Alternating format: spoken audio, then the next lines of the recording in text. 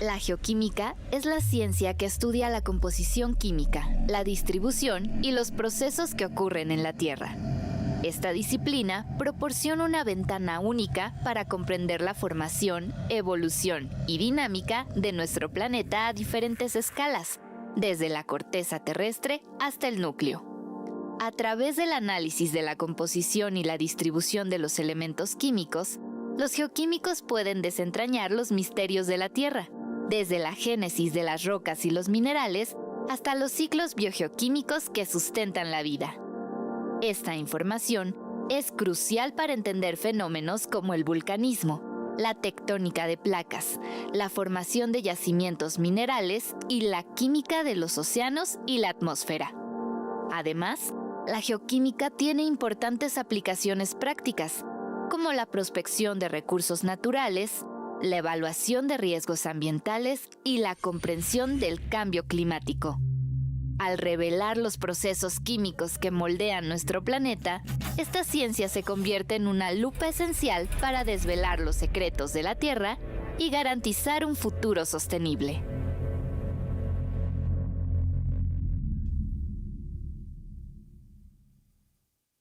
Le damos la más cordial bienvenida a un programa más de nuestro planeta Creando Conciencia. En el día de hoy vamos a tratar el tema de geoquímica, una lupa para entender el planeta. Para abordar este interesante tema nos encontramos con el doctor Arturo Gómez Tuena. El doctor Gómez Tuena obtuvo el grado de ingeniero geólogo en la Facultad de Ingeniería de la UNAM. Realizó estudios de maestría y doctorado en el posgrado de Ciencias de la Tierra del Instituto de Geología. Ha sido profesor invitado en la Universidad de Columbia y en Harvard. Además, es el responsable del Laboratorio de Espectrometría de Masas del Laboratorio Nacional de Geoquímica y Mineralogía en la UNAM. Le damos la más cordial bienvenida. Muchas gracias. También nos acompaña en este panel el doctor Eduardo Becerra Torres. Él obtuvo el grado de licenciado en Ciencias de la Tierra y es maestro en Ciencias por la UNAM y doctor por la University of Bristol. Es profesor investigador en el área de geoquímicas de la Escuela Nacional de Ciencias de la Tierra y la Escuela Nacional de Estudios Superiores Unidad Juriquilla. Es corresponsable de los laboratorios de investigación y docencia en la ENES Juriquilla y es encargado de la colección de materiales terrestres en esta institución. Es parte de proyectos de sustentabilidad y centra sus trabajos de los últimos años en comprender los sistemas complejos para atender las grandes crisis globales y los modelos petrológicos para las zonas de subducción. Les damos la más cordial bienvenida. Para hablar de este tema tan interesante que a lo mejor no es como un tema de pláticas de café realmente, es un tema un poco más denso, un poco más complejo que yo creo que se encuentra más en el área académica, ¿no? Pero bueno, trataremos de que esta información les llegue al público y pues sea un poquito más de tema de conversación de las personas, ¿no? Vamos a tratar un poco de entender, ¿no? ¿Qué es esto de la geoquímica y por qué nos ayuda a entender el planeta? Les damos la palabra. Sí, bueno, o sea, gracias primero a todos, gracias por estar aquí, gracias por tenernos. Pues sí, es un tema bastante amplio esto de la geoquímica. En general, bueno, de manera muy concreta, la geoquímica es utilizar de alguna manera las herramientas de la química para poder entender cómo funciona el planeta. Entonces, pues gente como nosotros, como Edu y como yo, pues a lo que nos dedicamos esencialmente es a tratar de conocer cómo es la distribución de los elementos químicos, cómo sus abundancias y cómo se mueven estos elementos químicos en los distintos, digamos, subsistemas terrestres, llámese el océano, los ríos, las rocas, la vida, y cómo se amalgaman todos estos procesos a través de su retrato en los elementos químicos, ¿no? Entonces a eso es esencialmente a lo que nos dedicamos, a tratar de entender cómo funcionan los elementos químicos dentro de los sistemas terrestres. Sí, yo creo que aunque suena rara la palabra geoquímica, creo que es muy evidente que la Tierra se comunica e intercambia energía y materia.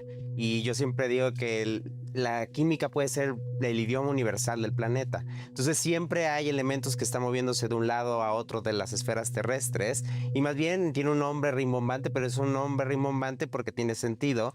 De hecho, es la idea de que esta sea una ciencia realmente transdisciplinar, que es básicamente lo que Arturo decía, que es ocupar las herramientas de una ciencia para atender problemáticas de otras diversas, como son las ciencias de la Tierra. Entonces, creo que es interesante que este tipo de conversaciones se tengan en espacios así para que sea más ampliamente conocido el poder que puede tener aprender química más allá de las cosas aburridas que luego podemos tener en nuestras clases de preparatoria. Realmente puede ser increíblemente interesante, además de complicado, pero con la complicación pasa a segundo término en realidad.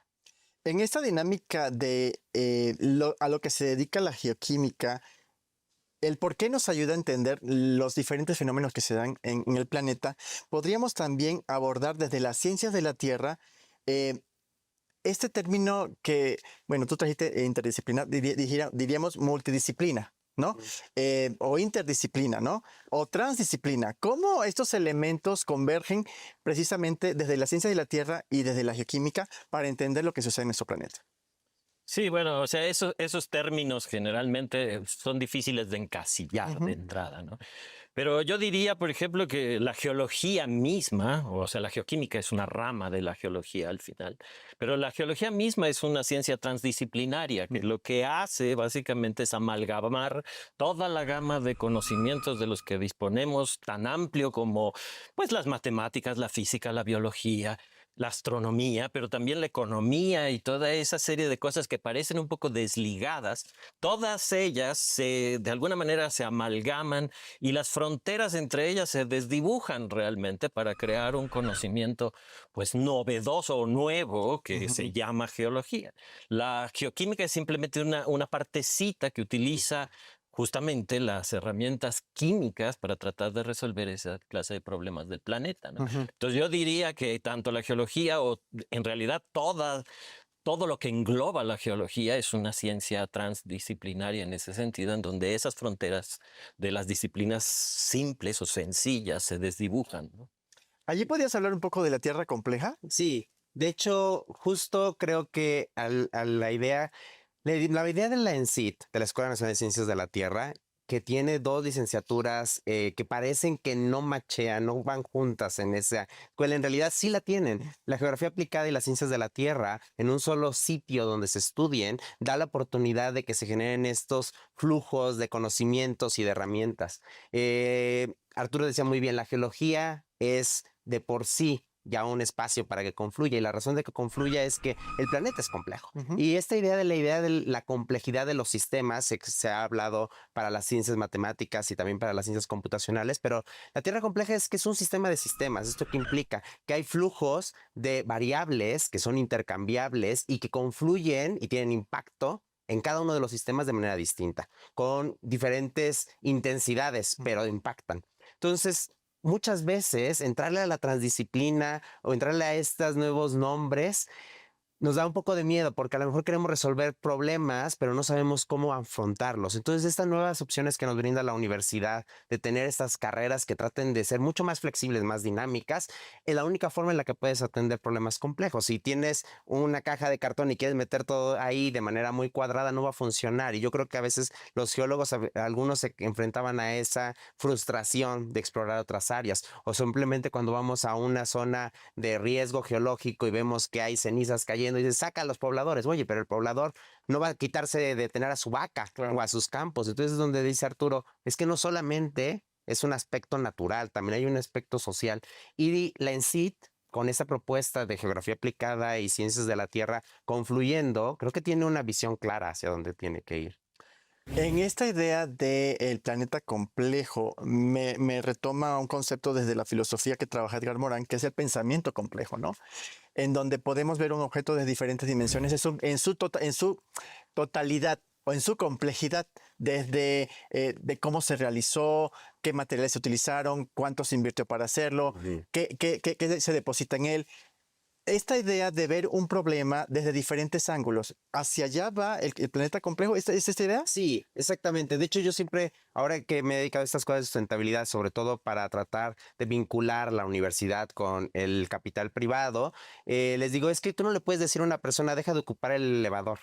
Porque entender qué impacto tiene el no ocupar el elevador o sí ocuparlo, es decir, los materiales que se ocupan, la energía que consume, cuántos beneficios tiene realmente que lo ocupes para subir un piso. Entonces, es esta idea de tratar de ir más allá a lo que simplemente estoy viendo de apretar un botón. Y eso, en un sistema que es artificial como el elevador, ya de por sí es complicado. Entonces, es algo que ni siquiera controla el ser humano y no lo crea, ¿eh? Creo que podemos dar la sensación de lo que nos enfrentamos cuando tratamos de explicar la Tierra.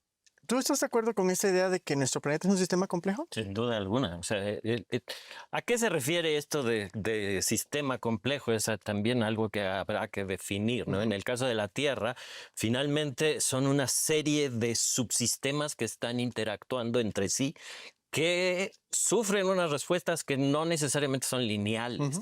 A lo que voy es que, bueno, tenemos el ejemplo clásico, ¿no? De el efecto que puede tener cambiar un poquito la concentración de CO2 en la atmósfera puede tener efectos globales, ¿no? Y que eso se transmite finalmente a la manera en que circulan los océanos o cómo se deshiela finalmente la cobertura de los polos, de hielos. Y eso tiene efectos que se redistribuyen a los sistemas biosféricos e incluso dentro de las rocas sólidas, ¿no? Entonces, eso es la clase de problemas que finalmente estamos tratando de abordar a través de la geoquímica, ¿no? Los elementos químicos, cómo se mueven en todos esos sistemas y cómo nos permiten describir esas complejidades dentro del sistema terrestre en todas sus esferas, ¿no? Entonces, eso es. Ok, en ese sentido, entonces, un fenómeno natural que suceda en una región determinada, los procesos que se dan en ese fenómeno pueden reincidir en otra área que a lo mejor no parece que no está conectada y que tiene que a lo mejor es repercusión o llamaríamos un daño colateral en términos de lo que pasa en un área y puede causar efectos en otra. Sí, por supuesto, ¿no? Y lo que nos estamos dando cuenta es que esos pequeños subsistemas en realidad están todos entrelazados, ¿no? Y cómo ese entrelazamiento puede verse reflejado obviamente en los elementos químicos y en lugares que ni siquiera teníamos la visión hasta hace muy poco, ¿no? O sea, sabemos muy bien que los procesos tectónicos, por ejemplo, influyen finalmente en la circulación oceánica, que las erupciones volcánicas influyen en la atmósfera, pero hasta hace muy poco nos empezamos a dar cuenta que en realidad los procesos biológicos también tienen una influencia muy importante en regiones de nuestro planeta que parecen completamente desconectados. Estoy hablando, por ejemplo, del núcleo terrestre o incluso de las rocas ígneas. Entonces, todas esas clases de entrelazamientos es algo que finalmente la geoquímica utiliza en el día a día, ¿no? ¿Quieres comentar algo? Sí, y a mí me vino a la cabeza estos estudios que existen sobre las corrientes de polvo del Sahara. Imposible de saber, además de los satélites, para realmente comprobar que llegaban hasta la Amazonia. Hay firmas, hay información que nos ayuda a complementar. ¿A qué te refieres con firmas? Firmas de elementos químicos que nos pueden ayudar a saber que provienen de estas zonas. Es que las ciencias de la Tierra no somos aisladas. Aunque somos geoquímicos, hay que abrirnos. Por ejemplo, justo, si aunque tú tengas un análisis químico, si no lo complementas con imágenes satelitales o con datos de cómo está por debajo los procesos tectónicos, no tiene ningún tipo de sentido. Y creo que entender hasta dónde puede alcanzar los efectos de la Tierra tiene que ver con que estemos abiertos no solo a hacer geoquímica, sino a abrir nuestro panorama a otras ciencias. ¿Qué podrías resaltar en términos de esta transdisciplina que convergen en este ecosistema que llamamos planeta Tierra, ¿no? En donde vemos la parte de la biología, la parte de la química, la parte de la geología, y que tienen como resultado, pues, o dan como consecuencia un espacio donde también hay interacción con el ser humano, donde también hay actividades que no son propias de una especie o de otra. Sí, o sea, yo creo que podemos ver la actividad humana separada tampoco del planeta. O sea, es evidente en estos tiempos que nosotros estamos teniendo un efecto geológico ya en la configuración del planeta, ¿no? Entonces, eso forma parte finalmente de la estructura planetaria y tenemos que aprender a vivir con ello. En ese sentido, no sé si tienes algo. Sí, yo creo que hay ejemplos, por ejemplo, en los sistemas edafológicos, de estos de los tecnosoles, que es qué impacto tienen los residuos humanos diversos, desde cascajo y material de construcción hasta otros, y cómo tiene repercusiones en cómo van a generar materia vegetal arriba. Y eso tiene que ver con estructuras minerales, tiene que ver con impacto de los seres humanos y tiene que ver con las trazas químicas que están marcadas también a lo largo de todos estos procesos edafológicos. Entonces, yo creo que eso es importante darse cuenta, que también nosotros vamos a dejar una impronta química que hay que empezar a descifrar cómo la vamos a ir leyendo. Muy bien, vamos a dejarlo en ese momento hasta aquí. Vamos a invitar al público que nos ve a que vea nuestros programas, a que deje información de si tiene alguna duda o algún comentario, vea nuestras redes sociales y regresamos en un minuto.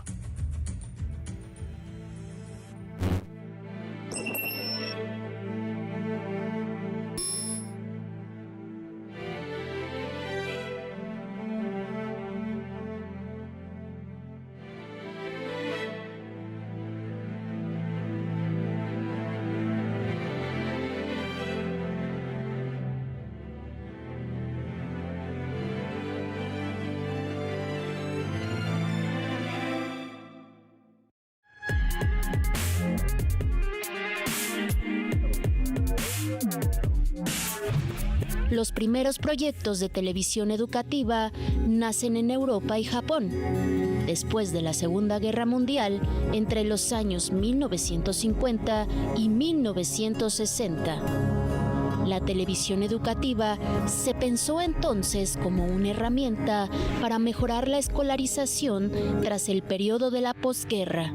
Esta ha sido una herramienta fundamental para la difusión del conocimiento y cultura en todo el mundo. Entre los grandes referentes tenemos la BBC de Londres, que se destaca por sus programas educativos de alta calidad, además de la imparcialidad de sus contenidos de diversa índole. Otros canales como el Discovery Channel, el canal ruso RT, Animal Planet, National Geographic, History Channel son referencia en el panorama de televisión educativa. Otro canal, la Deutsche Welle, de Alemania, ha logrado un impacto global gracias a programas educativos en varios idiomas que tratan temas importantes desde un enfoque científico, como el medio ambiente y la sustentabilidad. Otra mención es la NHK de Japón, que es otro referente de la TV educativa a nivel mundial por su capacidad para innovar, integrando tecnología en sus contenidos educativos de gran variedad. Los canales especializados en televisión formal continúan, pero cada vez se van especializando, van constituyendo señales exclusivamente dedicadas a la educación formal y son canales que van adquiriendo ciertas características. En este contexto, México ha seguido estos pasos con la creación de la telesecundaria que sirvió de modelo para toda América Latina, para posteriormente originar la red de televisión educativa conformada por instituciones públicas y educativas como la red EduSat, Canal 11, Canal 22, TV UNAM y el Sistema Público de Radiodifusión del Estado Mexicano, SPR, entre algunos otros, que tienen como objetivo llevar la educación a todos los rincones del país. Desde su inicio, esta iniciativa ha trabajado para acercar contenidos educativos a comunidades alejadas, usando la televisión como una forma de mejorar la educación y reducir la brecha en el acceso al conocimiento.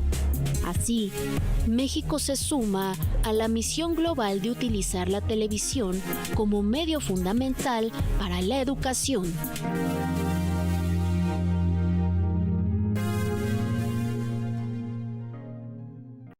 Regresamos con este tema tan interesante que es la geoquímica, una lupa para entender nuestro planeta.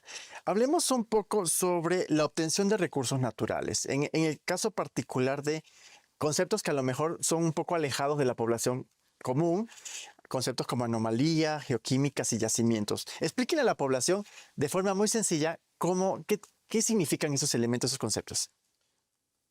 Pues yo creo que una forma interesante que a lo mejor a todos los que nos escuchan les interesaría el poder que puede tener la geoquímica es hasta dónde nos afecta. O sea, siempre ocupamos el beneficio de entender nuestro planeta Tierra. ¿Para qué? Ujú. Sí, claro, un asunto de conservación, prevención, ese tipo de situaciones impactan. Pero también, al final, todo lo que nos rodea es producto de entender nuestro planeta. Los materiales terrestres, los materiales de construcción, los elementos que ocupamos para los aparatos electrónicos. Eso tiene que ver con cosas que no deberían de estar en nuestra corteza, en la parte más externa del planeta, de la corteza terrestre. Hay elementos que no deberían de estar ahí, sin embargo están y son explotables. A eso nosotros le llamamos que es una anomalía, algo que no debería de estar normalmente ahí, sin embargo aparece. Y es un trabajo para la geoquímica entender primero lo normal, cómo llegamos a tener cortezas con las características químicas que tenemos, para luego, logrando entender este proceso de formación original, ver cómo se generan estas cosas raras, que tengamos oro, que tengamos plata, que tengamos estos elementos que no deberían de estar tan enriquecidos como los tenemos y tenemos personas que los explotan, los extraen y los utilizamos. Entonces, en ese sentido, creo que sin las herramientas de la química, que es fundamentalmente cómo llegan esos elementos a superficie, sería imposible poder tener todos estos procesos de explotación mineral, que a mí no me gusta ser tan utilitario con la tierra, pero creo que es una forma fácil de contactar con todos los que nos escuchan y vean que sí vale la pena a veces tratar de entender un poco más la química para que el planeta se vea de una forma distinta. No, claro, o sea, yo creo que lo que dice Eduardo es importantísimo, pero también creo que es importante entender que la geoquímica o estas herramientas no van solamente hacia ese lado de buscar yacimientos minerales o conocer cómo explotar los recursos naturales.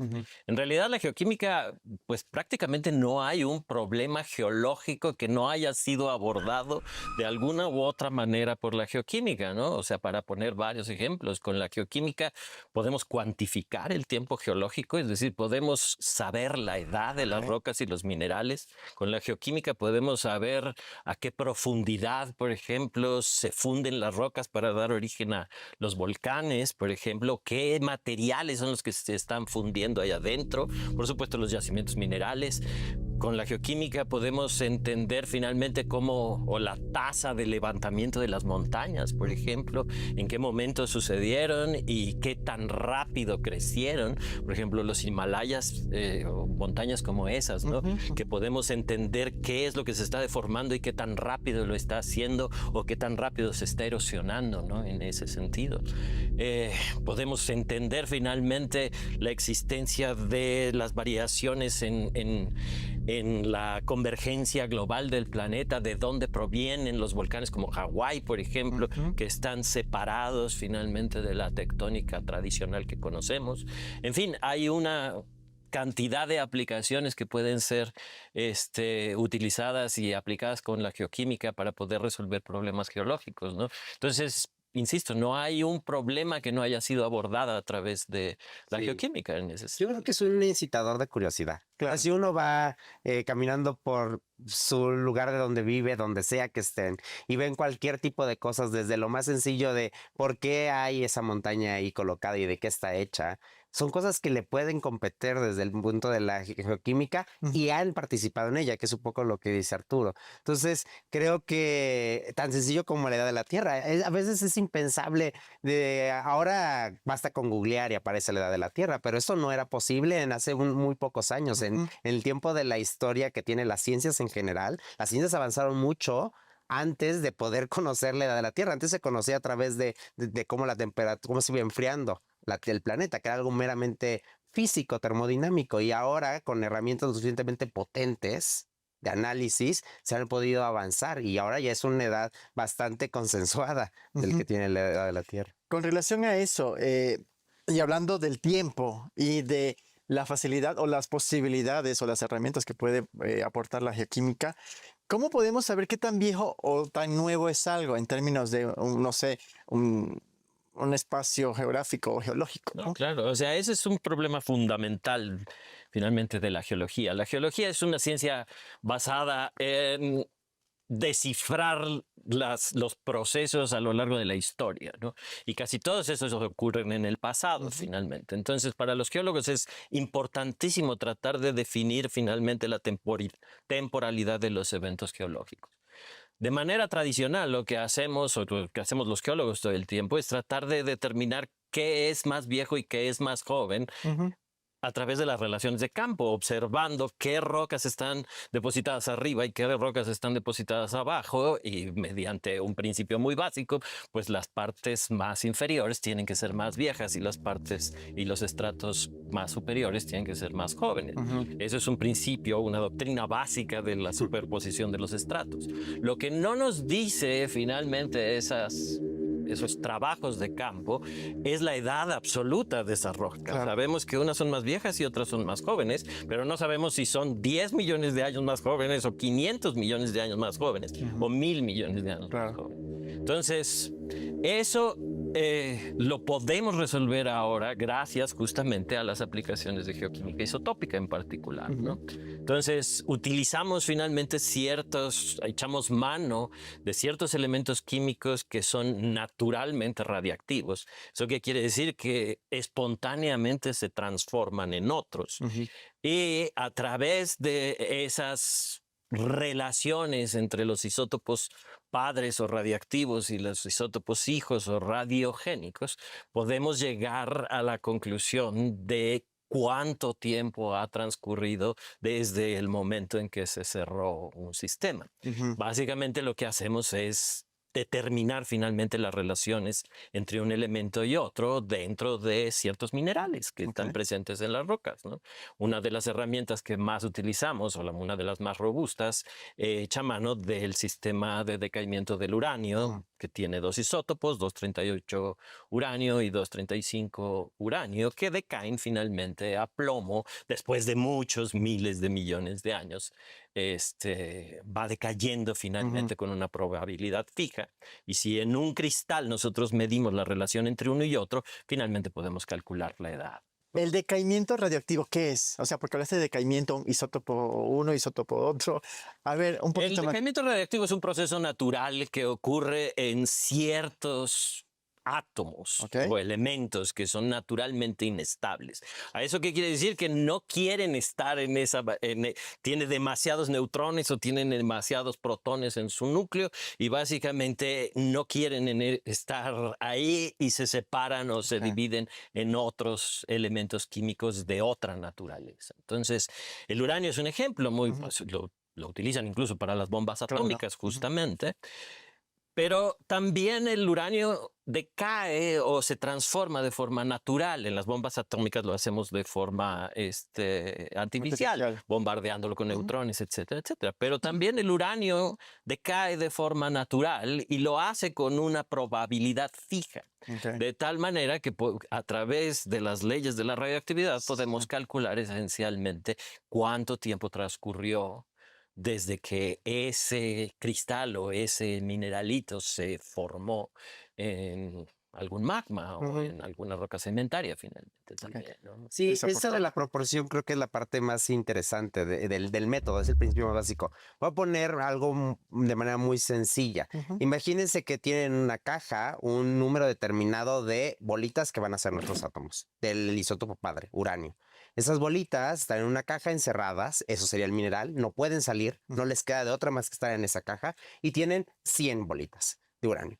En una cantidad específica temporal, por cuestiones estadísticas, sabemos que esas bolitas van a dejar de ser 100 y se van a convertir en 50.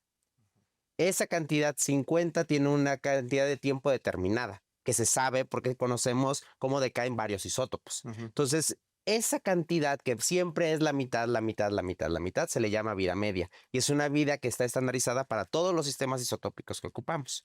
Entonces, como conocemos y podemos medir la concentración de estos isótopos, estas bolitas en la caja, podemos obtener edades. Esto antes no se podía porque comúnmente los isótopos no son súper abundantes. Entonces depende del poder analítico que tengas para poder medirlo. Estamos hablando en concentraciones mínimas que nosotros le llamamos trazas. Estamos hablando de concentraciones muy, muy pequeñas. Ok. Entonces ese era un limitante técnico. Ok. Ya hablaron de isótopos, hablaron de decaimiento radioactivo. Ahora, ¿sabemos que esos elementos químicos se reciclan? Sí, a esto del reciclaje es un concepto, voy a explicar un poco cómo funciona la dinámica general, que ya habló Arturo un poco sobre las placas, la tectónica de placas. Un principio es que como máquina de tortillas, la placa se va hundiendo y como ven la máquina de tortillas, esa cinta sin fin avanza y rodea todo el sistema del horno de la tortilla. Bueno, eso sucede en el planeta relativamente. Los materiales terrestres se hunden y al hundirse, que se llama zona de subducción, tiene un proceso que van expulsándose esos materiales hacia afuera de diferentes maneras. Ok. A eso nos ha visto que podemos ver cómo esos elementos químicos se están reciclando. Ok. Se entran a la Tierra y luego son expulsados de diferentes niveles. Ok. Sí, justamente, o sea, lo que decía Eduardo es correcto. O sea, los términos de la geoquímica puede ser utilizada, sí, la geoquímica isotópica en este caso puede ser utilizada como una herramienta geocronológica para medir el tiempo. Pero lo fascinante del asunto es que no se queda allí. También puede ser utilizada como un trazador natural de los procesos geológicos. ¿A qué me refiero con esto del trazador, no? Para poner un ejemplo muy simple, o sea, si nosotros queremos conocer cómo es el flujo de agua en una tubería, pues a lo mejor le ponemos una tinta, ¿no? al agua y podemos ver cómo se transporta finalmente en un flujo laminar o donde hay turbulencias, etcétera, etcétera. Esa tinta es un trazador. Podemos hacer exactamente lo mismo con la Tierra, nada más que ahora estamos hablando de trazadores naturales que pueden ser isotópicos. A lo que voy, por ejemplo, el Océano Atlántico tiene una composición isotópica de neodimio, de un elemento químico que se llama el neodimio, que es diferente a la del Océano Pacífico. Y entonces, utilizando finalmente los isótopos de neodimio en sedimentos o en foraminíferos o algunos organismos de ahí, podemos saber en qué momento las dos aguas estaban combinadas y cuándo se separaron, por ejemplo. Estamos utilizando los isótopos de neodimio como trazadores de circulación oceánica. Y lo que decía Edu era, ahora ya no son los océanos y no es la Tierra sólida. Claro. Las placas tectónicas tienen composiciones isotópicas diferentes a las del manto o de la corteza superior y podemos trazar cómo esas cosas van cambiando y modificándose o mezclándose en el tiempo o separándose. Y esa es pues la tarea a la que nos dedicamos esencialmente. Y eso es muy importante porque la otra cosa que a veces obviamos es que nuestro planeta es como el que vemos. Los continentes están donde están y no es cierto. Los continentes se han unido y separado muchas veces en el tiempo geológico. Primero hay que entender que el tiempo, por eso era importante entender que la Tierra tiene cierta cantidad de años y a lo largo de esos años se han comportado distintos todos los sistemas, los océanos, la atmósfera, la parte sólida. Entonces, esto es importante porque hay un principio básico en la geología que para poder entender nuestro planeta hay que mirar a veces hacia atrás y lo mismo, hay que mirar al actual para ver hacia atrás. Entonces, es observar todo el tiempo. Al final, un geoquímico solamente es un poco más exótico que un geólogo, pero el principio más fundamental es la observación. Claro. Ok. Bueno, vamos a irnos a un corte comercial y regresamos en un momento.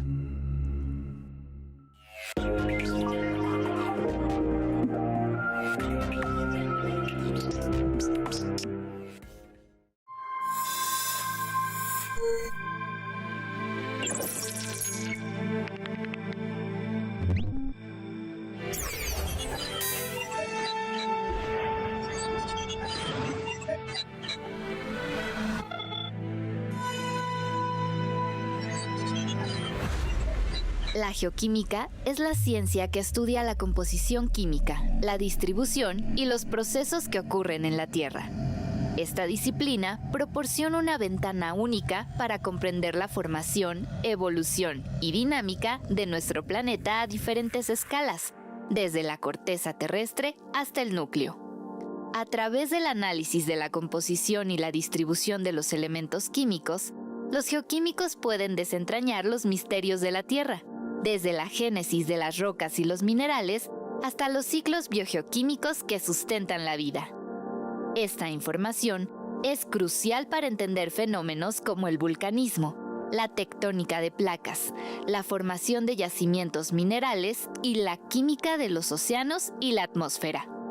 Además, la geoquímica tiene importantes aplicaciones prácticas, como la prospección de recursos naturales, la evaluación de riesgos ambientales y la comprensión del cambio climático. Al revelar los procesos químicos que moldean nuestro planeta, esta ciencia se convierte en una lupa esencial para desvelar los secretos de la Tierra y garantizar un futuro sostenible.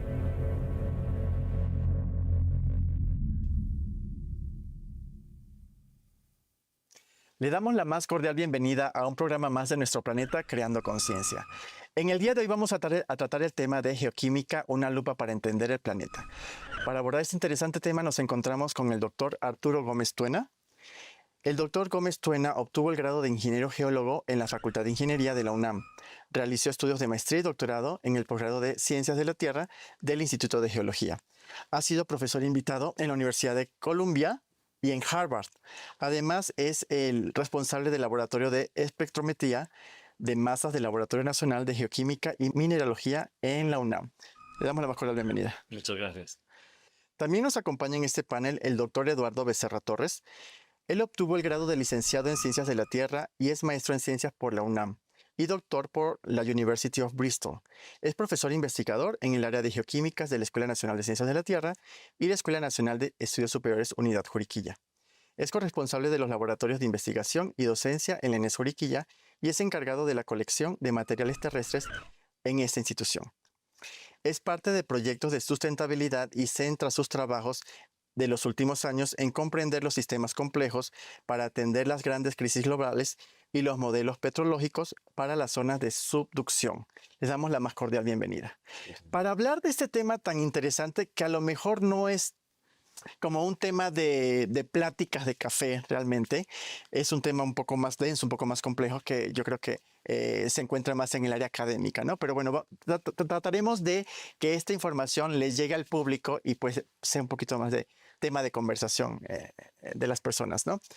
Vamos a tratar un poco de entender, ¿no?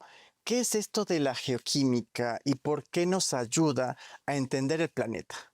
Les damos la palabra. Sí, bueno, o sea, gracias primero a todos, gracias por estar aquí, gracias por tenernos. Pues sí, es un tema bastante amplio esto de la geoquímica. En general, bueno, de manera muy concreta, la geoquímica es utilizar de alguna manera las herramientas de la química para poder entender cómo funciona el planeta.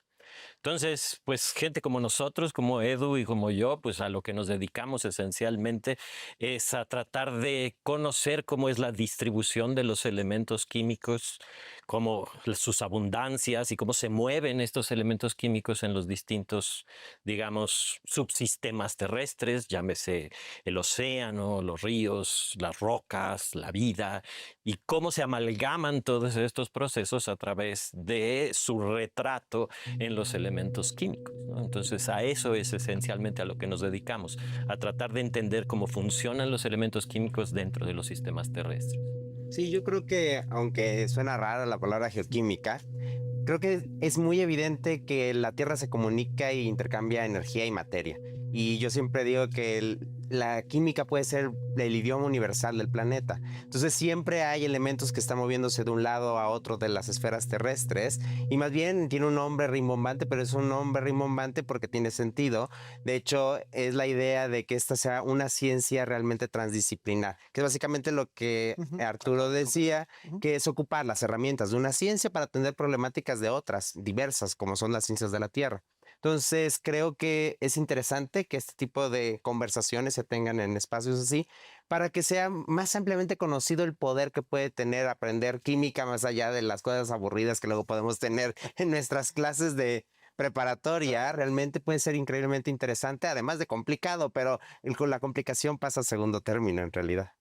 En esta dinámica de a lo que se dedica la geoquímica, el por qué nos ayuda a entender los diferentes fenómenos que se dan en el planeta, podríamos también abordar desde las ciencias de la Tierra este término que, bueno, tú trajiste interdisciplinar, diríamos multidisciplina, ¿no? O interdisciplina, ¿no? O transdisciplina. ¿Cómo estos elementos convergen precisamente desde la ciencia de la Tierra y desde la geoquímica para entender lo que sucede en nuestro planeta? Sí, bueno, o sea, esos términos generalmente son difíciles de encasillar de entrada, ¿no? Pero yo diría, por ejemplo, que la geología misma, o sea, la geoquímica es una rama de la geología al final, pero la geología misma es una ciencia transdisciplinaria que lo que hace básicamente es amalgamar toda la gama de conocimientos de los que disponemos, tan amplio como pues las matemáticas, la física, la biología, la astronomía, pero también la economía y toda esa serie de cosas que parecen un poco desligadas, todas ellas de alguna manera se amalgaman y las fronteras entre ellas se desdibujan realmente para crear un conocimiento pues novedoso o nuevo que se llama geología. La geoquímica es simplemente una partecita que utiliza justamente las herramientas químicas para tratar de resolver esa clase de problemas del planeta, ¿no? Entonces yo diría que tanto la geología o en realidad todo lo que engloba la geología es una ciencia transdisciplinaria en ese sentido, en donde esas fronteras de las disciplinas simples o sencillas se desdibujan, ¿no? ¿Allí podrías hablar un poco de la Tierra compleja? Sí, de hecho, justo creo que a la idea, la idea de la ENCIT, de la Escuela Nacional de Ciencias de la Tierra, que tiene dos licenciaturas que parecen que no machean, no van juntas en esa escuela, en realidad sí la tienen. La geografía aplicada y las ciencias de la Tierra, en un solo sitio donde se estudien, da la oportunidad de que se generen estos flujos de conocimientos y de herramientas.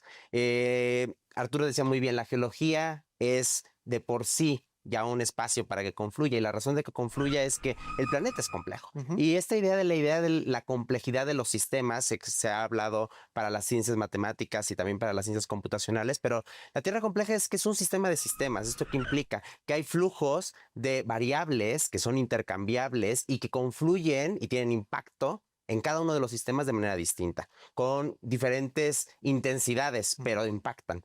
Entonces, muchas veces entrarle a la transdisciplina o entrarle a estos nuevos nombres nos da un poco de miedo porque a lo mejor queremos resolver problemas, pero no sabemos cómo afrontarlos. Entonces, estas nuevas opciones que nos brinda la universidad de tener estas carreras que traten de ser mucho más flexibles, más dinámicas, es la única forma en la que puedes atender problemas complejos. Si tienes una caja de cartón y quieres meter todo ahí de manera muy cuadrada, no va a funcionar. Y yo creo que a veces los geólogos, algunos se enfrentaban a esa frustración de explorar otras áreas, o simplemente cuando vamos a una zona de riesgo geológico y vemos que hay cenizas cayendo, y dice, saca a los pobladores. Oye, pero el poblador no va a quitarse de tener a su vaca o a sus campos. Entonces es donde dice Arturo, es que no solamente es un aspecto natural, también hay un aspecto social. Y la ENCIT, con esa propuesta de geografía aplicada y ciencias de la Tierra confluyendo, creo que tiene una visión clara hacia dónde tiene que ir. En esta idea del planeta complejo, me retoma un concepto desde la filosofía que trabaja Edgar Morin, que es el pensamiento complejo, ¿no? En donde podemos ver un objeto de diferentes dimensiones en su totalidad o en su complejidad, desde de cómo se realizó, qué materiales se utilizaron, cuánto se invirtió para hacerlo, qué se deposita en él. Esta idea de ver un problema desde diferentes ángulos, ¿hacia allá va el planeta complejo? ¿Es esta idea? Sí, exactamente. De hecho, yo siempre, ahora que me he dedicado a estas cosas de sustentabilidad, sobre todo para tratar de vincular la universidad con el capital privado, les digo, es que tú no le puedes decir a una persona, deja de ocupar el elevador. Porque entender qué impacto tiene el no ocupar el elevador o sí ocuparlo, es decir, los materiales que se ocupan, la energía que consume, cuántos beneficios tiene realmente que lo ocupes para subir un piso. Entonces, es esta idea de tratar de ir más allá a lo que simplemente estoy viendo de apretar un botón. Y eso, en un sistema que es artificial como el elevador, ya de por sí es complicado. Entonces, es algo que ni siquiera controla el ser humano y no lo crea, ¿eh? Creo que podemos dar la sensación de lo que nos enfrentamos cuando tratamos de explicar la Tierra. ¿Tú estás de acuerdo con esa idea de que nuestro planeta es un sistema complejo? Sin duda alguna. O sea, ¿a qué se refiere esto de sistema complejo? Es también algo que habrá que definir, ¿no? En el caso de la Tierra, finalmente son una serie de subsistemas que están interactuando entre sí, que sufren unas respuestas que no necesariamente son lineales.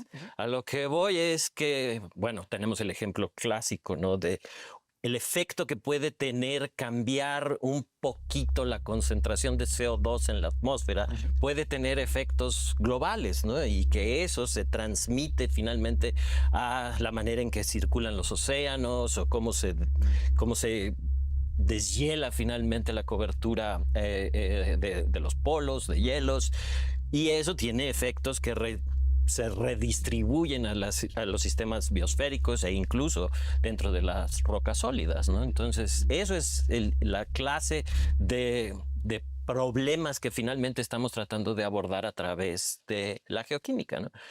Los elementos químicos, cómo se mueven en todos esos sistemas y cómo nos permiten describir esas complejidades dentro del sistema terrestre en todas sus esferas. Entonces, eso es. Ok, en ese sentido, entonces, un fenómeno natural que suceda en una región determinada, los procesos que se dan en ese fenómeno pueden reincidir en otra área que a lo mejor no parece que no está conectada. Exacto. Y que tiene que a lo mejor es repercusión o llamaríamos un daño colateral en términos de lo que pasa en un área y puede causar efectos en otra. Sí, por supuesto, ¿no? Y lo que nos estamos dando cuenta es que esos pequeños subsistemas en realidad están todos entrelazados, ¿no? Y cómo ese entrelazamiento puede verse reflejado obviamente en los elementos químicos y en lugares que ni siquiera teníamos la visión hasta hace muy poco, ¿no? O sea, sabemos muy bien que los procesos tectónicos, por ejemplo, influyen finalmente en la circulación oceánica, que las erupciones volcánicas influyen en la atmósfera, pero hasta hace muy poco nos empezamos a dar cuenta que en realidad los procesos biológicos también tienen una influencia muy importante en regiones de nuestro planeta que parecen completamente desconectados. Estoy hablando, por ejemplo, del núcleo terrestre o incluso de las rocas ígneas. Entonces, todas esas clases de entrelazamientos es algo que finalmente la geoquímica utiliza en el día a día, ¿no? ¿Quieres comentar algo? Sí, y a mí me vino a la cabeza estos estudios que existen sobre las corrientes de polvo del Sahara. Imposible de saber, además de los satélites, para realmente comprobar que llegaban hasta la Amazonia. Hay firmas, hay información que nos ayuda a complementar. ¿A qué te refieres con firmas? Firmas de elementos químicos que nos pueden ayudar a saber que provienen de estas zonas. Es que las ciencias de la Tierra no somos aisladas. Aunque somos geoquímicos, hay que abrirnos. Por ejemplo, justo, si aunque tú tengas un análisis químico, si no lo complementas con imágenes satelitales o con datos de cómo está por debajo los procesos tectónicos, no tiene ningún tipo de sentido. Y creo que entender hasta dónde puede alcanzar los efectos de la Tierra tiene que ver con que estemos abiertos no solo a hacer geoquímica, sino a abrir nuestro panorama a otras ciencias. ¿Qué podrías resaltar en términos de esta transdisciplina que convergen en este ecosistema que llamamos planeta Tierra, ¿no? En donde vemos la parte de la biología, la parte de la química, la parte de la geología, y que tienen como resultado, pues, o dan como consecuencia un espacio donde también hay interacción con el ser humano, donde también hay actividades que no son propias de una especie o de otra. Sí, o sea, yo creo que no podemos ver la actividad humana separada tampoco del planeta. O sea, es evidente en estos tiempos que nosotros estamos teniendo un efecto geológico ya en la configuración del planeta, ¿no? Entonces, eso forma parte finalmente de la estructura planetaria y tenemos que aprender a vivir con ello. En ese sentido, no sé si tienes algo. Sí, yo creo que hay ejemplos, por ejemplo, en los sistemas edafológicos, estos de los tecnosoles, que es qué impacto tienen los residuos humanos diversos, desde cascajo y material de construcción hasta otros, y cómo tiene repercusiones en cómo van a generar materia vegetal arriba. Y eso tiene que ver con estructuras minerales, tiene que ver con impacto de los seres humanos y tiene que ver con las trazas químicas que están marcadas también a lo largo de todos estos procesos edafológicos. Entonces, yo creo que eso es importante darse cuenta, que también nosotros vamos a dejar una impronta química que hay que empezar a descifrar cómo la vamos a ir leyendo. Muy bien, vamos a dejarlo en ese momento hasta aquí. Vamos a invitar al público que nos ve a que vea nuestros programas, a que deje información de si tiene alguna duda o algún comentario, vea nuestras redes sociales y regresamos en un minuto.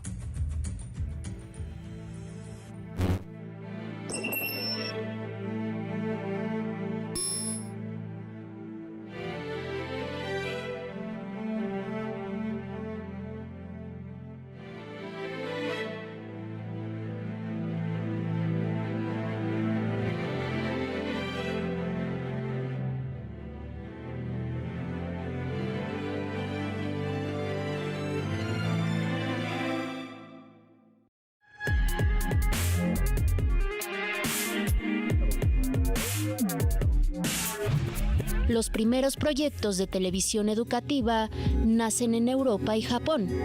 Después de la Segunda Guerra Mundial, entre los años 1950 y 1960. La televisión educativa se pensó entonces como una herramienta para mejorar la escolarización tras el periodo de la posguerra.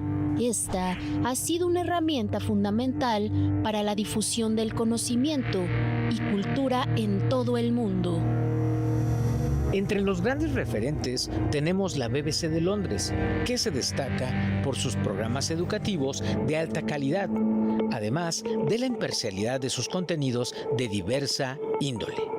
Otros canales como el Discovery Channel, el canal ruso RT, Animal Planet, National Geographic, History Channel son referencia en el panorama de televisión educativa. Otro canal, la Deutsche Welle, de Alemania, ha logrado un impacto global gracias a programas educativos en varios idiomas que tratan temas importantes desde un enfoque científico, como el medio ambiente y la sustentabilidad. Otra mención es la NHK de Japón, que es otro referente de la TV educativa a nivel mundial por su capacidad para innovar, integrando tecnología en sus contenidos educativos de gran variedad. Los canales especializados en televisión formal continúan, pero cada vez se van especializando, van constituyendo señales exclusivamente dedicadas a la educación formal y son canales que van adquiriendo ciertas características. En este contexto, México ha seguido estos pasos con la creación de la telesecundaria que sirvió de modelo para toda América Latina, para posteriormente originar la red de televisión educativa conformada por instituciones públicas y educativas como la red EduSat, Canal 11, Canal 22, TV UNAM y el Sistema Público de Radiodifusión del Estado Mexicano, SPR, entre algunos otros, que tienen como objetivo llevar la educación a todos los rincones del país. Desde su inicio, esta iniciativa ha trabajado para acercar contenidos educativos a comunidades alejadas, usando la televisión como una forma de mejorar la educación y reducir la brecha en el acceso al conocimiento. Así, México se suma a la misión global de utilizar la televisión como medio fundamental para la educación.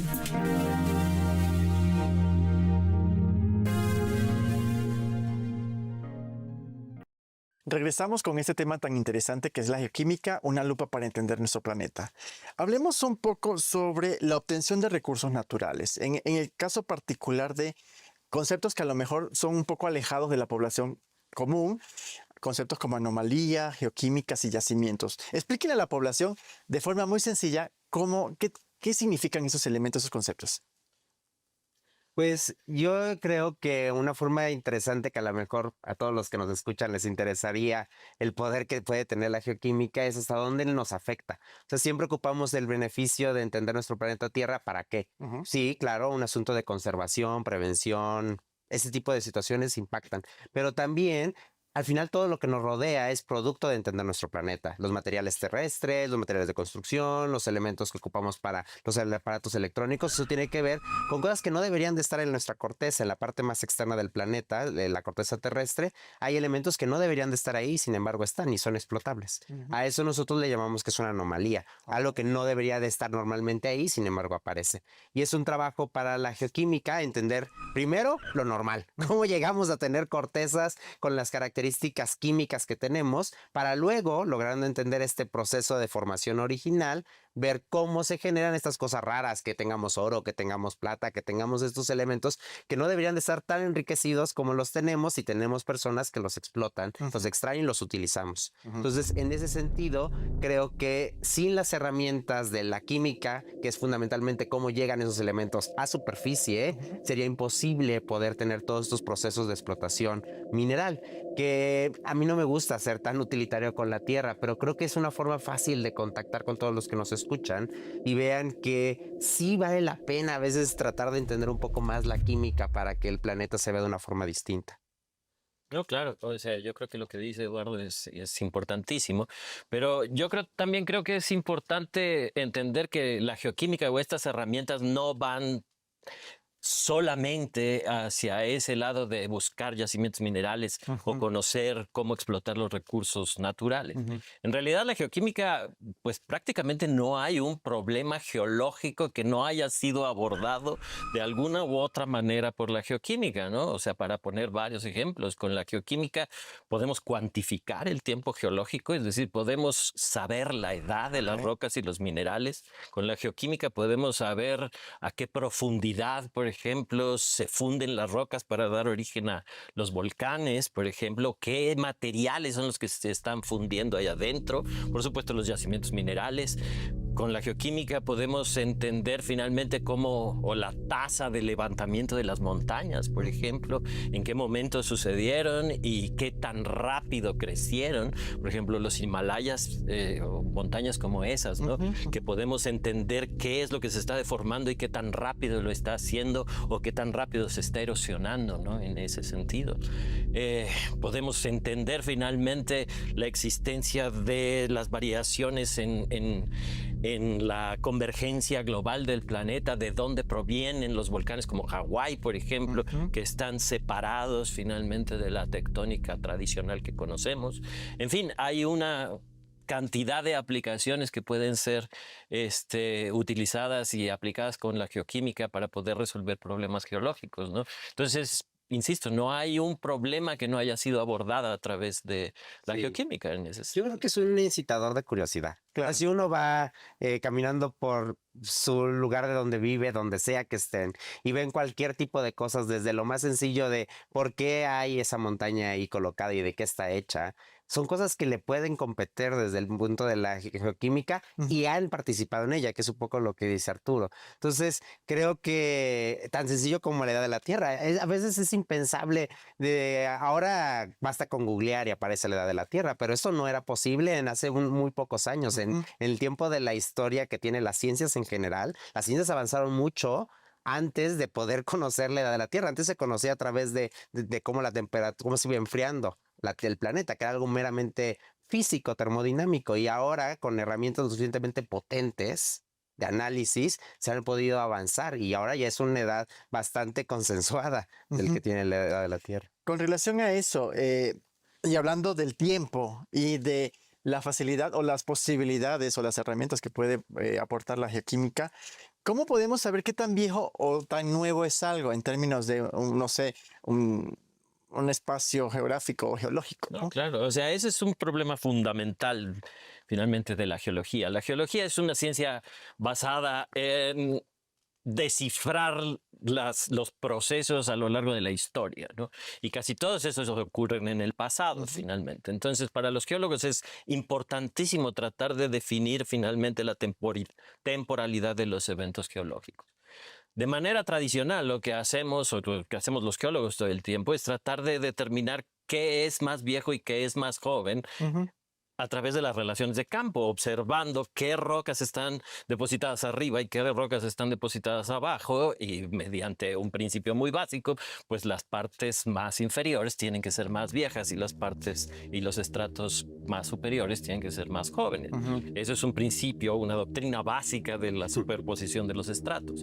Lo que no nos dice finalmente esos trabajos de campo es la edad absoluta de esas rocas. Claro. Sabemos que unas son más viejas y otras son más jóvenes, pero no sabemos si son 10 millones de años más jóvenes o 500 millones de años más jóvenes o 1.000 millones de años más Claro. jóvenes. Entonces, eso lo podemos resolver ahora gracias justamente a las aplicaciones de geoquímica isotópica en particular, ¿no? Entonces, utilizamos finalmente echamos mano de ciertos elementos químicos que son naturalmente radiactivos. ¿Eso qué quiere decir? Que espontáneamente se transforman en otros. Ujú. Y a través de esas relaciones entre los isótopos padres o radiactivos y los isótopos hijos o radiogénicos, podemos llegar a la conclusión de cuánto tiempo ha transcurrido desde el momento en que se cerró un sistema. Ujú. Básicamente lo que hacemos es determinar finalmente las relaciones entre un elemento y otro dentro de ciertos minerales que están presentes en las rocas, ¿no?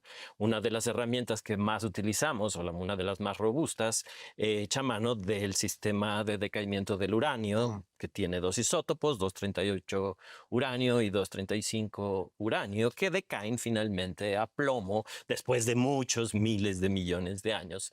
Va decayendo finalmente con una probabilidad fija. Y si en un cristal nosotros medimos la relación entre uno y otro, finalmente podemos calcular la edad. ¿El decaimiento radioactivo qué es? O sea, porque hablaste de decaimiento, isótopo uno, isótopo otro. A ver, un poquito El más. decaimiento radiactivo es un proceso natural que ocurre en ciertos átomos o elementos que son naturalmente inestables. ¿A eso qué quiere decir? Que no quieren estar en esa... tiene demasiados neutrones o tienen demasiados protones en su núcleo y básicamente no quieren estar ahí y se separan o se dividen en otros elementos químicos de otra naturaleza. Entonces, el uranio es un ejemplo muy... pues, lo utilizan incluso para las bombas atómicas, justamente. Pero también el uranio decae o se transforma de forma natural. En las bombas atómicas lo hacemos de forma artificial, bombardeándolo con neutrones, etcétera, etcétera. Pero también el uranio decae de forma natural y lo hace con una probabilidad fija. De tal manera que a través de las leyes de la radioactividad podemos calcular esencialmente cuánto tiempo transcurrió desde que ese cristal o ese mineralito se formó en algún magma o en alguna roca sedimentaria finalmente también, ¿no? Sí, esa de la proporción creo que es la parte más interesante del método, es el principio más básico. Voy a poner algo de manera muy sencilla. Imagínense que tienen en una caja un número determinado de bolitas que van a ser nuestros átomos, del isótopo padre, uranio. Esas bolitas están en una caja encerradas, eso sería el mineral, no pueden salir, no les queda de otra más que estar en esa caja y tienen 100 bolitas de uranio. En una cantidad específica temporal, por cuestiones estadísticas, sabemos que esas bolitas van a dejar de ser 100 y se van a convertir en 50. Esa cantidad 50 tiene una cantidad de tiempo determinada, que se sabe porque conocemos cómo decaen varios isótopos. Entonces, esa cantidad que siempre es la mitad, la mitad, la mitad, la mitad, se le llama vida media. Y es una vida que está estandarizada para todos los sistemas isotópicos que ocupamos. Entonces, como conocemos y podemos medir la concentración de estos isótopos, estas bolitas en la caja, podemos obtener edades. Esto antes no se podía porque comúnmente los isótopos no son súper abundantes. Entonces depende del poder analítico que tengas para poder medirlo. Estamos hablando en concentraciones mínimas que nosotros le llamamos trazas. Estamos hablando de concentraciones muy, muy pequeñas. Entonces ese era un limitante técnico. Ya hablaron de isótopos, hablaron de decaimiento radioactivo. Ahora, ¿sabemos que esos elementos químicos se reciclan? Sí. A esto del reciclaje es un concepto, voy a explicar un poco cómo funciona la dinámica general, que ya habló Arturo un poco sobre las placas, la tectónica de placas. Un principio es que como máquina de tortillas, la placa se va hundiendo y como ven la máquina de tortillas, esa cinta sin fin avanza y rodea todo el sistema del horno de la tortilla. Bueno, eso sucede en el planeta relativamente. Los materiales terrestres se hunden y al hundirse, que se llama zona de subducción, tiene un proceso que van expulsándose esos materiales hacia afuera de diferentes maneras. A eso nos ha visto que podemos ver cómo esos elementos químicos se están reciclando. Se entran a la tierra y luego son expulsados de diferentes niveles. Sí, justamente, o sea, lo que decía Eduardo es correcto. O sea, los términos de la geoquímica puede ser utilizada así, la geoquímica isotópica en este caso puede ser utilizada como una herramienta geocronológica para medir el tiempo. Pero lo fascinante del asunto es que no se queda allí. También puede ser utilizada como un trazador natural de los procesos geológicos. ¿A qué me refiero con esto del trazador, no? Para poner un ejemplo muy simple, o sea, si nosotros queremos conocer cómo es el flujo de agua en una tubería, pues a lo mejor le ponemos una tinta, ¿no? al agua y podemos ver cómo se transporta finalmente en un flujo laminar o donde hay turbulencias, etcétera, etcétera. Esa tinta es un trazador. Podemos hacer exactamente lo mismo con la Tierra, nada más que ahora estamos hablando de trazadores naturales que pueden ser isotópicos. A lo que voy, por ejemplo, el Océano Atlántico tiene una composición isotópica de neodimio, de un elemento químico que se llama el neodimio, que es diferente a la del Océano Pacífico. Y entonces, utilizando finalmente los isótopos de neodimio en sedimentos o en foraminíferos o algunos organismos de ahí, podemos saber en qué momento las dos aguas estaban combinadas y cuándo se separaron, por ejemplo. Estamos utilizando los isótopos de neodimio como trazadores de circulación oceánica. Ok. Y lo que decía Edu era, ahora ya no son los océanos y no es la Tierra sólida. Claro. Las placas tectónicas tienen composiciones isotópicas diferentes a las del manto o de la corteza superior y podemos trazar cómo esas cosas van cambiando y modificándose o mezclándose en el tiempo o separándose.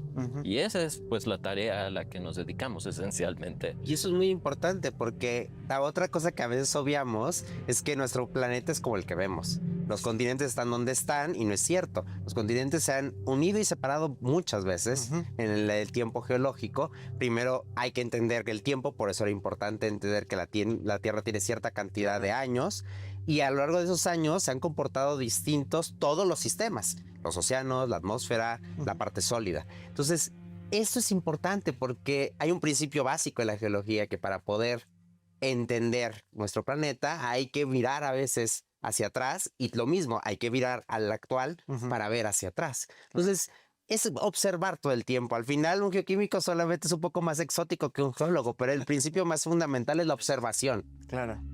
Ok. Bueno, vamos a irnos a un corte comercial y regresamos en un momento.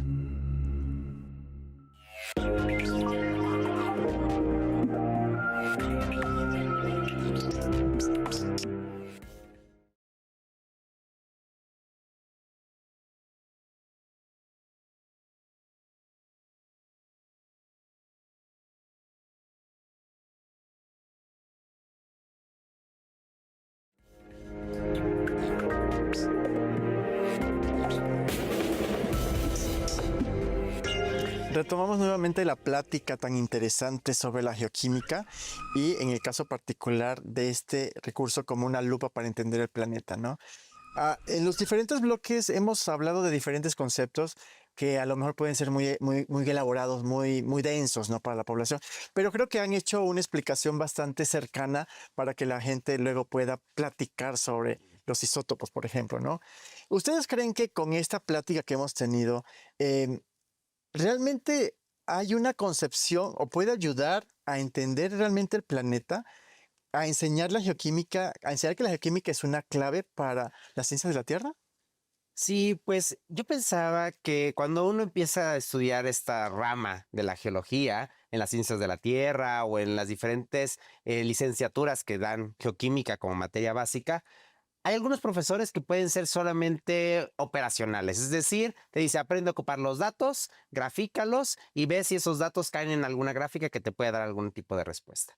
Yo no estoy hablando de este tipo de geoquímica ni ese tipo de enseñanza. Estoy hablando que esta conversación que tuvimos, muy amena, espero, sea un buen pretexto para ver cómo la geoquímica es un pretexto para poder ver un planeta mucho más integral, sobre todo porque la materia de geoquímica reside, por ejemplo, actualmente en la parte de tierra sólida o en la ingeniería geológica, pero en realidad la geoquímica puede dispersarse a los diferentes sistemas terrestres. Entonces, la geoquímica puede ser un gran escenario para que alguien a lo mejor que solamente ha visto cosas de geología vea que hay más allá. Y además, en sí mismo, la geoquímica es un buen forma de practicar como algo que a lo mejor pareciera completamente ajeno a lo que estamos estudiando, que es la geología, las rocas, los océanos, la vida. Se puede ocupar herramientas que a lo mejor nunca imaginaron que se fueran a ocupar. Y del otro lado también aplica. Por ejemplo, hay muchos químicos que se tratan de incorporar a la parte de la geoquímica y es un mundo distinto porque uno ve la química en los laboratorios, todo ideal y perfecto. Claro. Y cuando uno se mete al sistema Tierra dices, wow, los sistemas que yo vi en mi laboratorio no contemplan la cantidad de variables que se enfrenta uno cuando quiere modelar un lago, un río, un cuerpo de agua estancado o no estancado. Entonces, eso es, yo creo. Aquí tú mencionaste algo muy interesante que tiene que ver con el pensamiento sistémico, ¿no? Y desde la Tierra, esto ¿consideras tú que requiere nuevas formas de enseñanza o nuevas formas de aprendizaje si lo quisiéramos ver en una dinámica de una clase, ¿no? El que enseña y el que aprende. ¿Crees que se necesitan nuevas formas? Sí, yo creo que eso es algo muy interesante. Una de las partes que creo que es una propuesta que se puede tener en escuelas nuevas como la ENSID es tratar de tirarnos un poco estos modelos tradicionales de exposición y decirle al alumno un montón de información. No hay forma que el alumno realmente se impregne de estas dudas, de este aparato crítico para visualizar todas las redes que tiene el planeta si solamente se está escuchando. Eso es un hecho. Tiene que haber otras formas de aprendizaje. Hay un aprendizaje que el más general y más sombría que existe es aprendizaje activo, pero en realidad eso tiene muchas subramas y muchas estructuras, que es que el alumno aprenda a hacer. Entonces ahí en ese sentido enséñale geoquímica, pero para que sea una forma de estimular el saber hacer otras cosas y empezar a ver el planeta de manera mucho más heterogénea y menos monolítica. ¿O en su complejidad? En su complejidad. Sí, claro. Sí, En tu experiencia, perdón, en tu experiencia como docente, porque también, o sea, aparte de todo lo que haces en el laboratorio, ¿cuál ha sido así, esos temas que tú consideras que son más complicados para que el alumno los digiera, los convierta en aprendizajes significativos? Yo no creo que que la geoquímica sea tan complicada de entender. De hecho, lo sorprendente es que pueda entenderse en realidad. Y son elementos demasiado, o sea, bastante concretos con los cuales podemos trabajar en ese sentido. Pero estoy de acuerdo con Edu en que la manera en que hemos abordado finalmente la enseñanza de las ciencias de la Tierra siempre ha sido como en distintos receptáculos separados, ¿no? Aprendemos, o más bien le ofrecemos a los estudiantes un montón de información sobre matemáticas, sobre física, sobre biología, sobre astronomía, pero no entramos en ese amalgamiento finalmente de las distintas disciplinas. Lo hacemos así porque así lo aprendimos nosotros esencialmente, y no tenemos realmente un patrón que permita finalmente encontrar esas interacciones todavía. Eso es algo que tenemos que discutir finalmente y hacer programas de estudios mucho más dinámicos e integrados. Claro.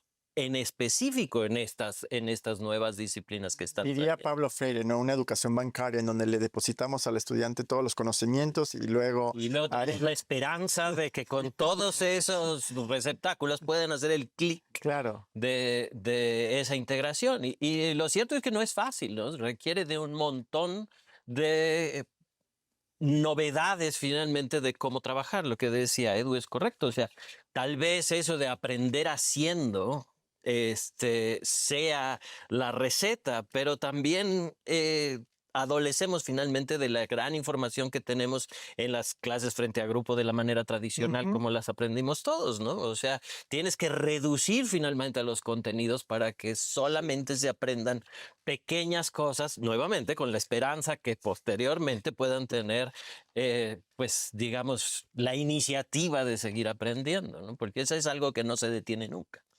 Claro, yo creo que en ese sentido, los procesos de enseñanza, ¿no? Aquí hay una reflexión en términos de si el alumno, ya de ciencias de la Tierra o de las ingenierías o de cualquier otra carrera que se dedica a esta área, tiene que desarrollar un pensamiento sistémico de la Tierra, ¿no? Por la propia naturaleza de lo que es la Tierra en su complejidad, ¿no? en su complejidad. Entonces, ¿sería necesario desarrollar un pensamiento sistémico o más allá, dirían los pedagogos, un pensamiento crítico, un pensamiento analítico, disruptivo incluso, ¿no? Sí. De esas formas como a nosotros nos enseñaron y que ellos ahora tienen muchas mayores posibilidades en términos de información con todo lo que hay en la digitalización, en los recursos electrónicos, etc. Pero solamente un pensamiento sistémico de la Tierra, un pensamiento un pensamiento sistémico, o puede ser un pensamiento complejo. ¿Tú qué opinas? Sí, yo creo que algo que me gustó mucho que dijo Arturo y es muy cierto y a lo mejor sí hay que reflexionarlo, tal vez vale la pena sacrificar contenidos. Uno ve los planes de estudio todavía actuales y los ve saturadísimos de información. Y en un ambiente donde tenemos la información en una tablet o en un celular, ¿realmente vale la pena sacrificar tantas horas clase y humana a ese tipo de información? A ver, nosotros redujimos la conversación de geoquímica muchísimo. Si uno quisiera ver un plan de estudios de geoquímica, les esperas que el alumno sepa fechar, analizar, trazar, saber métodos analíticos. Eso es imposible. O sea, no hay forma que en 6 meses, en un semestre lo logres. Entonces, tal vez vale la pena avanzar a, bueno, voy a sacrificar horas clase para estructurar este pensamiento. Y yo creo que sí es complejo. La diferencia entre sistémico y complejo, el sistémico es, a primero hay que empezar por eso. Primero tienen que ver al panorama de la Tierra como un sistema de sistemas, ¿no? Y esa es como una fotografía donde ves las redes. Pero luego cuando quieres avanzar a resolver problemas en la complejidad, en las ciencias de la complejidad, tienes que no solamente ver las redes, sino cómo estas redes se entrelazan, se tocan y de qué forma ese tocarse va a tener repercusiones en el sistema. Ese es un paso más allá. Eso es pensamiento crítico, analítico. Y lo que creo que tenemos que caminar hacia allá es que para el profesional de las geociencias, ciencias de la Tierra, geografía aplicada, el mundo allá afuera, y eso los últimos artículos lo dicen, el mundo allá afuera está esperando algo de nosotros, que con nuestro pensamiento sistémico de la Tierra, que así se conoce internacionalmente, se puedan resolver las grandes crisis globales, que es cambio climático, crisis hídrica. Entonces, otra vez, la geoquímica es un buen pretexto, pero también lo podrían ser otras. Pero la idea es aventarnos este pretexto para poder ver a nuestro planeta de otra forma y luego pedirle, dar las cuentas allá afuera de lo que necesitan de alguien que estudia la Tierra. ¿Cómo se puede desarrollar este pensamiento en sus experiencias? Bueno, yo creo que, o sea, sí tiene que ser tiene dos ramas, la geología en general y la geoquímica en particular. Finalmente depende de las dos, digamos, vertientes o columnas vertebrales de la ciencia, ¿no? Uno son la obtención de datos y la otra es las hipótesis o la interpretación de esos datos.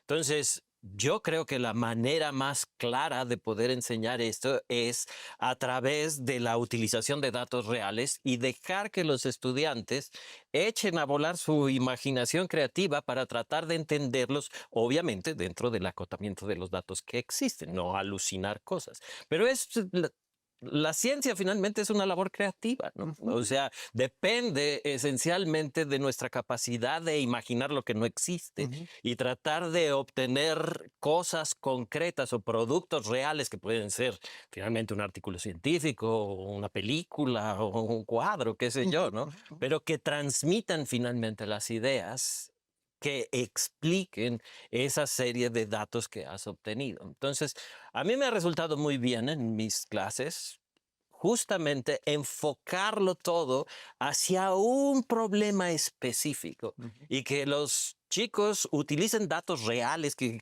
obtenemos nosotros mismos para tratar de hacer interpretaciones con ellos. Y esas interpretaciones no siempre son las correctas. De hecho, es muy difícil encontrar decir cuál es la respuesta correcta, pero es echar a volar la imaginación para poder resolver un problema concreto. Creo que resulta bastante beneficioso para lo que viene después, que es justamente lo que van a hacer si se dedican a la ciencia, ¿no? Encontrar, primero obtener los datos que probablemente es complicado y requiere muchísima talacha y meses de trabajo en el campo u otros meses en el laboratorio, pero al final nuestra tarea no es solamente conseguir datos, sino saber qué es lo que dicen. Y eso es lo que dicen, es incluso más tardado todavía. Pueden pasar años tratando de entender y dando de topes en la cabeza para ver cómo encajar todas esas piezas. Y eso es divertidísimo. Y eso es algo que hay que inculcar finalmente, que discutir esta clase de cosas entre tus compañeros, uno puede pasar semanas discutiendo problemas que quizás son triviales para un montón de gente, pero para nosotros es fascinante. Claro. Y eso es lo que hay que despertar. Y ese clic de que esto es una labor creativa esencialmente, creo que es algo que tenemos que inculcar en los nuevos estudiantes. Y se va automáticamente porque te diviertes tanto que ¿para qué quieres hacer otra cosa? ¿No? Así que pierdes la noción del tiempo, ¿no? Exactamente. O sea, Arturo rompió dos paradigmas muy importantes. Uno, no esperar que los alumnos tengan el resultado correcto. Eso es un paradigma brutal para la enseñanza. No es la palomita de está correcto. Y el otro es que discutir es lo que tenemos que hacer. Claro. Discutir y polemizar. Eso está muy vetado en muchas áreas y en muchas áreas también de especialización y profesionalización en la universidad. Entonces, dejemos de esperar que el alumno siempre tenga la respuesta correcta y por eso lo vamos a probar. El simple proceso que lo lleva a esa respuesta correcta ya es una ganancia. Claro, sin embargo, el sistema te dice, bueno, tienes que evaluar de acuerdo al desarrollo, no solamente procesual, sino en el examen cuántos aciertos tuvo y dependiendo de eso, con un promedio, va a tener un aprobado o no aprobado. Eso significaría o resignificaría una reformulación o reestructuración del mismo sistema en el ámbito de evaluación, ¿no? De lo que es, siempre pongo esto en duda y siempre lo digo, estamos calificando a un alumno y realmente por un instante, un periodo de tiempo corto, ni siquiera sabemos que eso que está respondiendo más adelante se va a acordar, aunque haya probado, o que realmente es un aprendizaje profundo y significativo que le va a funcionar en diferentes momentos de su vida, ¿no? Entonces, los procesos de evaluación tienen que reestructurarse. Sí. Definitivamente, la forma en que se plantean los contenidos, que ya lo dijiste, también, ¿no? No, claro, o sea, pero no debemos dejar de lado que hay que conocer el contenido. Por supuesto. O sea, seguramente hay que conocer el contenido, pero también hay que tratar de evaluar cómo opera ese contenido en las capacidades finalmente del alumno de emplearlo en problemas concretos, ¿no? De acuerdo. O sea, yo creo que sí. Sí, yo creo que además de lo que decía, también retomando la intervención inicial de Arturo, esto que dijo, vas a tomar datos para tratar de manera creativa construir algo que no existe. Eso nos pone en otro plano. Por eso los estudiantes de la ENCIT, Geografía Aplicada y Ciencias de la Tierra, tienen mucho potencial de empleo, no solo en la ciencia, que hay una buena forma ahí, pero fuera. ¿Por qué? Porque nos está retando por las limitaciones de la Tierra. La Tierra es muy grande, hay partes inaccesibles y no importa cuánto hagamos, no vamos a llegar ahí. Sí. Eso nos reta a tener que ocupar los instrumentos que tenemos para resolver el problema. Y eso ya es otro paso distinto a alguien que puede reproducir todo en un laboratorio. Eso es interesante como herramienta profesional. Claro, cuando comentabas eso de los datos y por un lado, ¿qué significan esos datos, no? Yo le digo a mis alumnos desde las humanidades que estoy yo, a ver, pero ¿qué significa ese número? ¿Qué significa ese porcentaje? Exacto. No me digas que es un 50%, un 35%. No, ¿qué significa ese 35%, no? Claro. Y me imagino que en el caso de la ciencia, pues es mucho más profundo todo este tema que se trabaja con los datos duros, con los resultados de investigaciones, etcétera, etcétera. Les agradecemos mucho esta plática tan interesante y tan divertida de temas que, como lo dije al inicio, a lo mejor no son tan cercanos a la población, pero que con este tipo de programas lo hacemos para que ustedes también discutan sobre ello. Les agradecemos mucho la participación y los esperamos en el siguiente programa de Nuestro Planeta Creando Conciencia. Muchas gracias y nos vemos en la próxima. Muchas gracias.